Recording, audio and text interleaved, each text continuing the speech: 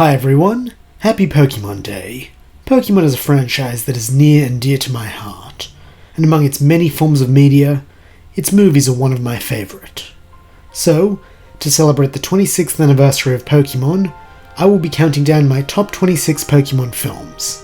At this point you might be wondering, aren't there only 22 anime films? And if you are, you would be partially correct. As of recording in February 2022, there are only 22 mainline anime films. However, when taking into account the 3 TV movies and Detective Pikachu, you wind up with 26. At this point I feel it is worth mentioning that Mewtwo Strikes Back Evolution will not be featured on this list, since it is purely a remake of an existing film, and therefore I couldn't really justify it taking up another spot on the list. Another thing worth mentioning is that Enter the Unknown has done a similar list, though I believe with only the mainline films. At time of writing, I haven't watched that list to avoid biasing myself, but I will link it down below, so that you can all check it out if you wish. And most importantly of all, please remember this is all for fun, and each ranking is just my opinion, so if your favourite film is at the bottom of my list, that doesn't make it bad. It just means that I personally don't like it. And now, with that particular bit of butt covering out of the way, let's get into my top 26 Pokémon films. Starting with what I believe is Pokémon's worst film to date, I Choose You. How better to begin this labour of love than by controversially canning the much beloved 20th anniversary movie. In short, this film has missed the mark with me from the first viewing, and subsequent viewings have done nothing to warm me to it. Before I get too heavily into criticism, I feel it is appropriate to acknowledge what this film does well. Due to its animation technology and the effort put into it, it looks beautiful throughout. And the portion recapping the first episode is a delightful nostalgia trip. However, here is where I believe its greatest weakness lies. This film suffers for being shackled to the original series, which hampers its ability to tell a creative and new story, since each time it is not faithful in its adaptation, it stands out, but each time it tries to recreate something from the original series, it feels shoehorned, or like an inferior version. A prime example of this would be Team Rocket. They are not needed in the film, but are crammed in anyway, because their absence would be frowned upon by long-term fans. Another example would be Cross. He has an interesting enough personality and motivation, but due to the perceived need for Ash to acquire an abandoned Charmander, he is thrust into the Damien role, which invites unfavourable comparisons to both Damien himself, and through his demeanour, to Paul, neither of whom he could hope to compete with, due to the former being deeply rooted in nostalgia through the lore of the original series, and the latter having the benefit of almost 4 real-world years to watch him develop and display complexities. Neither of these advantages could be gained in a 2-hour film, thus leaving Cross feeling like an unnecessary stand-in at best, and a hollow rip-off at worst. I could go into further depth about my many gripes with this film, and if you want I will happily do a full-length retrospective, dissecting why this is the only Pokémon film to date I would actively say I dislike. But since I can feel my subscriber count dropping already, I'll just round out my review with a little haiku. A shameless cash grab. Why's our world Pokémon hell? Don't talk, Pikachu. Now for those of you who have stuck around through both my harsh criticisms of a popular film and my truly terrible poetry, here's one I think we can all agree on. Number 25. Jirachi Wishmaker. There's not much that needs to be said about this film that hasn't been said before. It's a tonal mess that starts off pretty mundane, before taking a wild shift into crazy kaiju action in the back half, with very little ramping up to allow for building of stakes or tension. It also puts the much-loathed Max at the forefront as the character Jirachi bonds with. And honestly, it's just pretty boring, so much so that I actually had to watch this one in 2 parts, since by the halfway mark, I was seriously reconsidering doing this list, if it meant more like this, and I needed a break. So if that doesn't tell you what sort of movie this is, well, there's nothing I can say that will convince you. But I don't want to leave on such a dour note. So I'll end with something positive. Something positive. Oh, I know. Ash rides a Flygon. And that's about as close as we're ever going to get to Ash owning a Flygon. So that brief partnership is by far the best part of this film. Next up, we have number 24, Giratina and the Sky Warrior. The second in the Sinnoh trilogy of films, and a film which, by my original estimation before I actually went back and rewatched them all, was positioned comfortably at spot 14. However, after watching it I really had to drop it 10 places, simply because Shaman is so annoying. Don't worry, that's a joke. Shaman's annoyingness only costed 8 places, and the final 2 were lost because of the villain and the plot. The plot is your standard, cute legendary Pokemon needs help from Ash and Co getting to an important place while being pursued by a menacing antagonist. However, this is by far the worst iteration of that plot. As previously mentioned, Shaman is so annoying with its rude entitled personality that throughout my viewing I actively rooted against it. The only problem was I didn't really have anyone to root for. Zero is a cookie-cutter egomaniac type with unclear motivations for wanting to destroy the real world to protect the reverse world or distortion world. And Giratina gets dunked on by everyone to the point that the fearsome devil of the Pokemon world is left looking like a chump. So much so that in the final 10 minutes of the film they have to bring in Regigigas to resolve the biggest issue facing the characters, which isn't the villain, but instead a slowly moving glacier. Because, well, everyone they've introduced so far is too useless to be of any help against any form of problem. The only thing that keeps this film from falling below Jirachi Wishmaker is that Shaman primarily interacts with Ash and Dawn, both of whom are better focal characters than Max. Also, it is nice at the end when the normally abrasive Shaman lives up to its title as the Gratitude Pokemon and finally thanks the group for reuniting with its friends. And if you need another reason, well, Piplup's brand of slapstick comedy is a good way to break the monotony of this rather unremarkable journey. Now, skipping over to Kalos, we have number 23, Hooper and the Clash of Ages. This film is exactly like Hooper's Rings. Bright and shiny on the outside, so you want to take a closer look, but inside, entirely hollow. I will give the film praise for its premise, an ancient spirit split between its playful good side and destructive evil half, who after the return of its evil half, must use its unique powers to summon forth legendary champions from across space and time to combat its evil half, who is doing the same thing in what will be, dare I say, a clash of ages? This has 1,001 fascinating routes that could be taken. Too bad the one they chose was a cameo free-for-all of every legendary Pokemon to date, with special focus being on the ones who play a significant role in the Omega Ruby and Alpha Sapphire games, turning the whole thing into a very long and messy commercial for those games. But that same criticism could be levelled against several better films on the list, so I'll let that slide for now, and instead focus on another glaring flaw in this film. Hooper. Like Jirachi and Shaman before it, it's just really annoying. This particular pain-in-the-butt's way of getting under my skin is by being a distinctly unfunny prankster, who I'm shocked hasn't been sealed away for being a menace with all its interdimensional shenanigans. Now, if you'll excuse me, I'm gonna ally Hooper and away from this film as fast as I can, and on to our next pick, the 10th anniversary special and first of our TV movies, number 22, The Mastermind of Mirage Pokémon. Oof. That is all.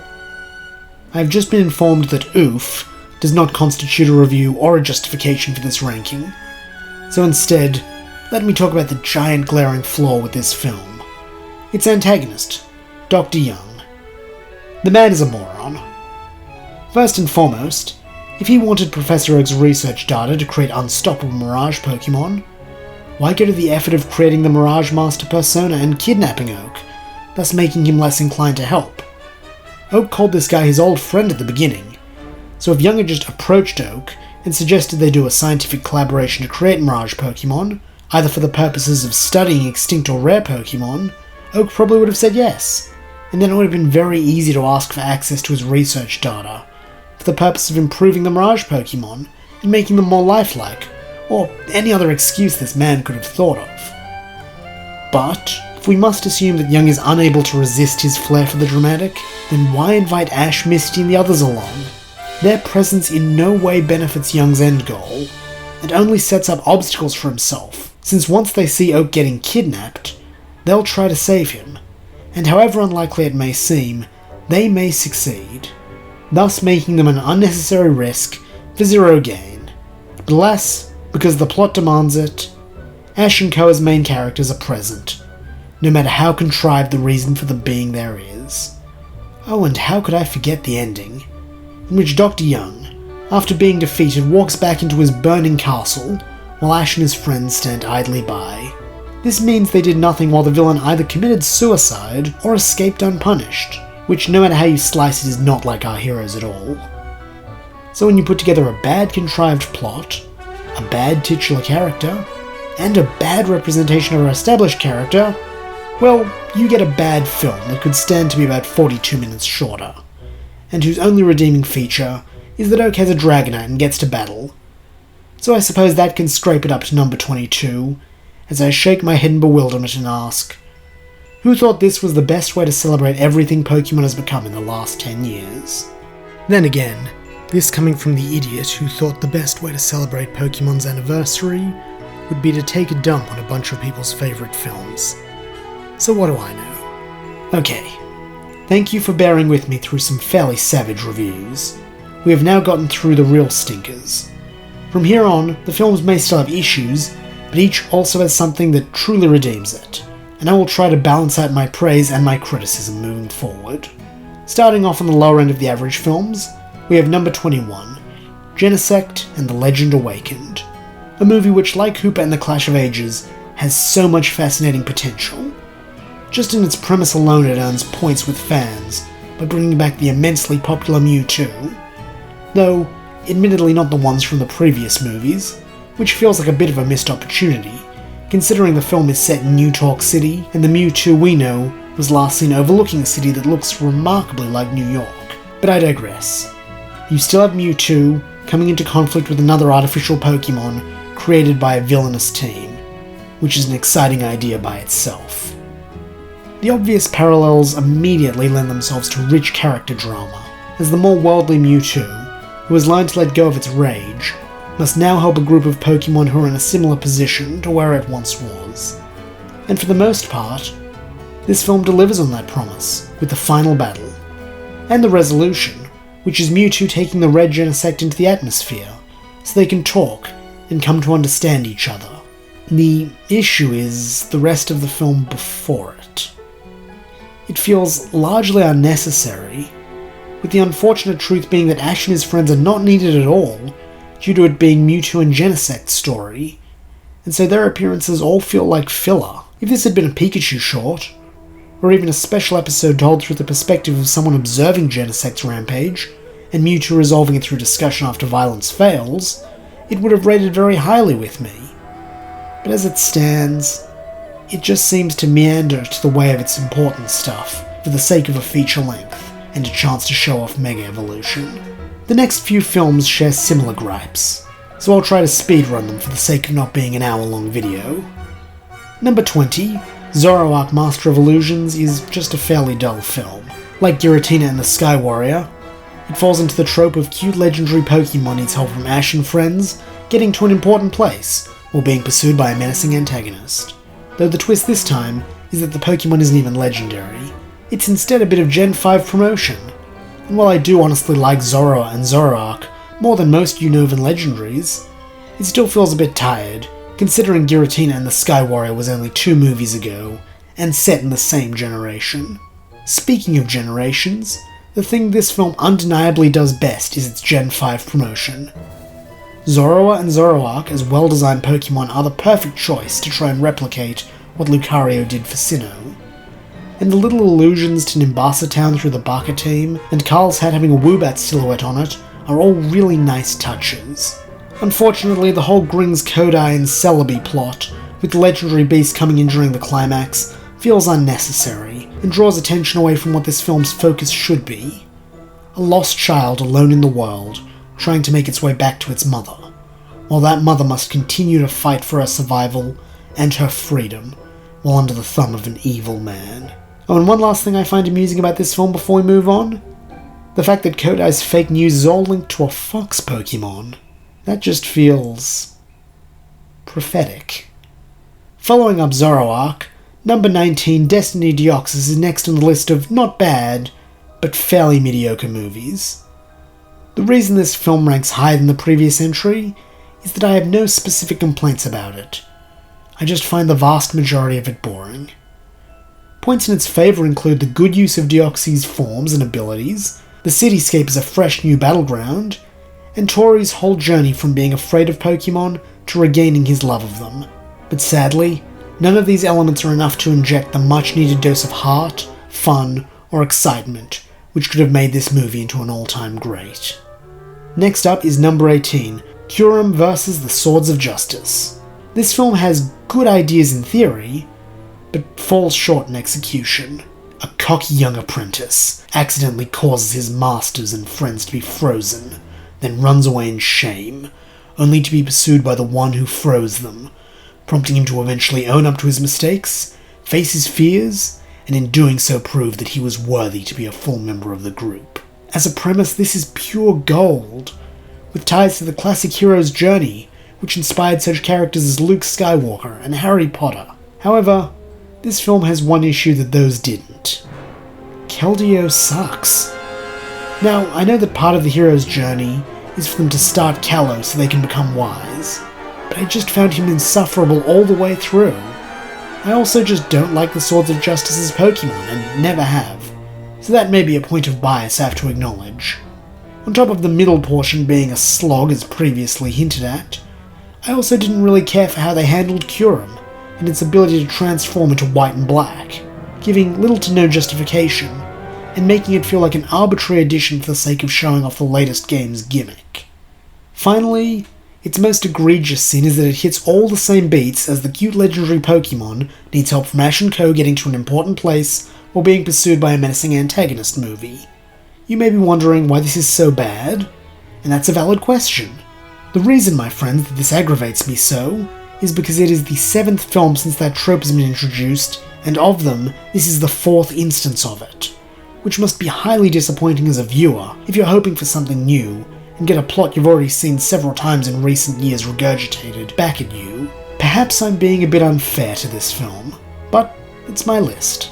Though, credit where credit is due, it is one of the better instances of this trope. So we can all thank Arceus for the fact that it at least tried to hone that plotline with each successive attempt.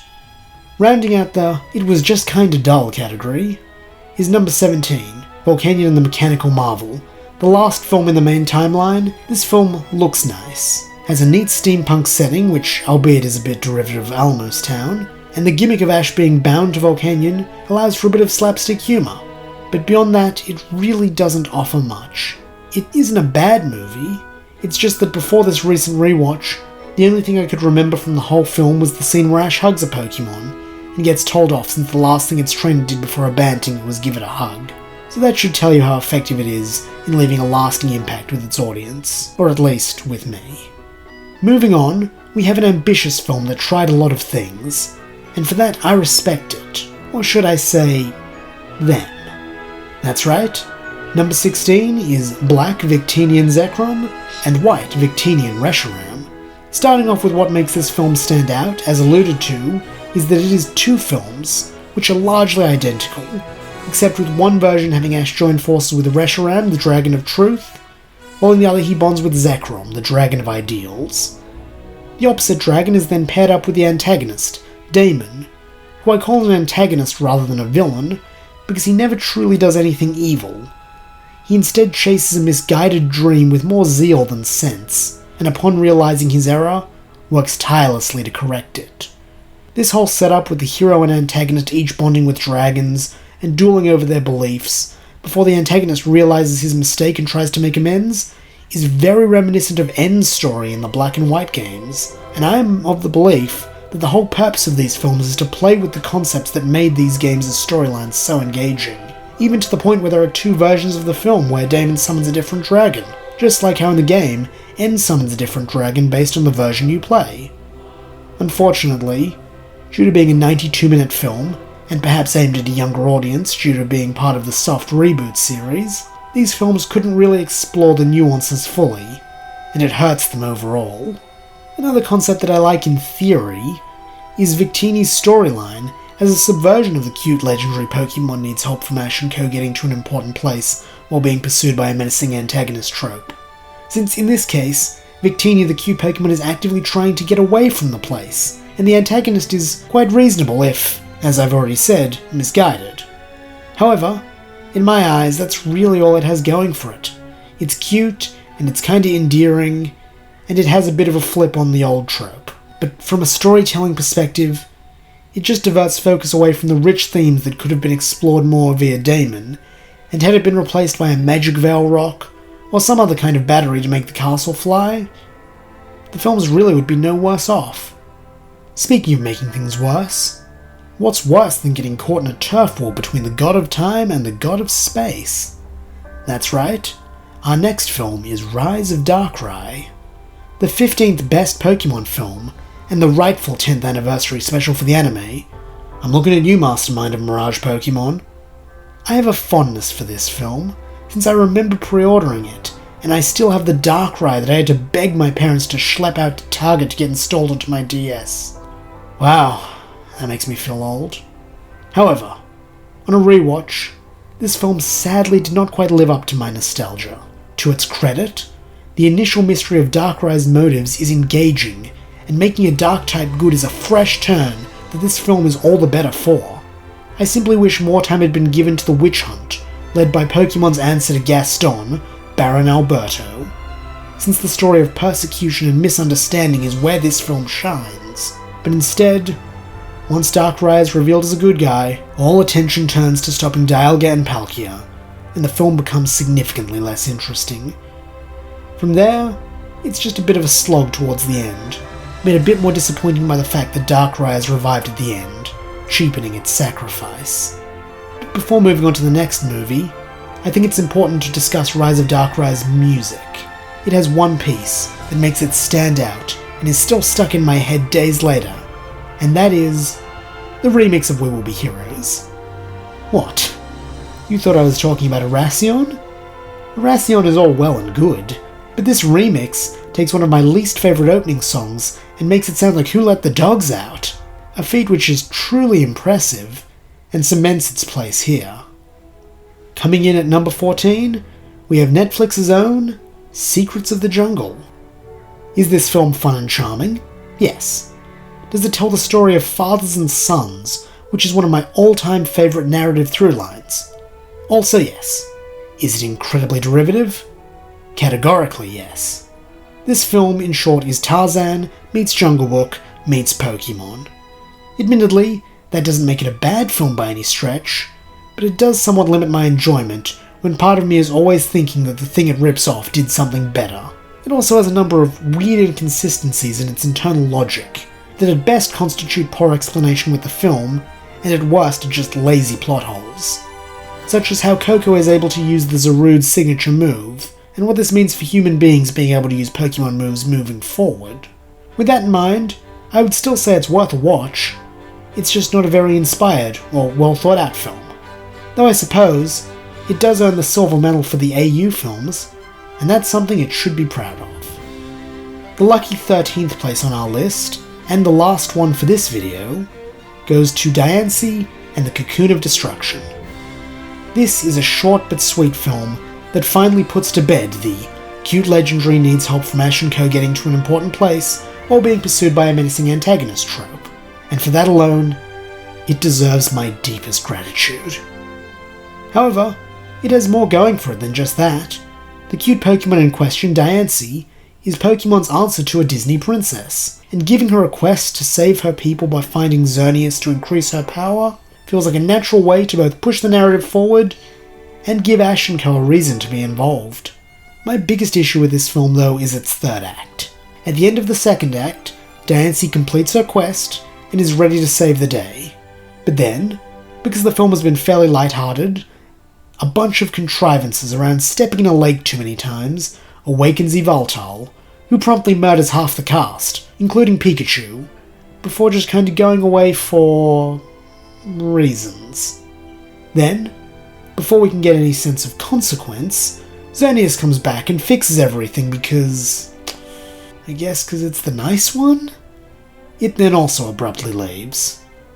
So I mean, this film could have been about 10 minutes shorter, or could have actually used the human thieves as final antagonists after setting them up all film, especially the Steele family, who already reveal themselves as twist villains during the break into the third act, but instead, a bunch of stuff just happens, and then the film ends. However, I really don't want to end this review and this section on a sour note, since I did mostly enjoy it.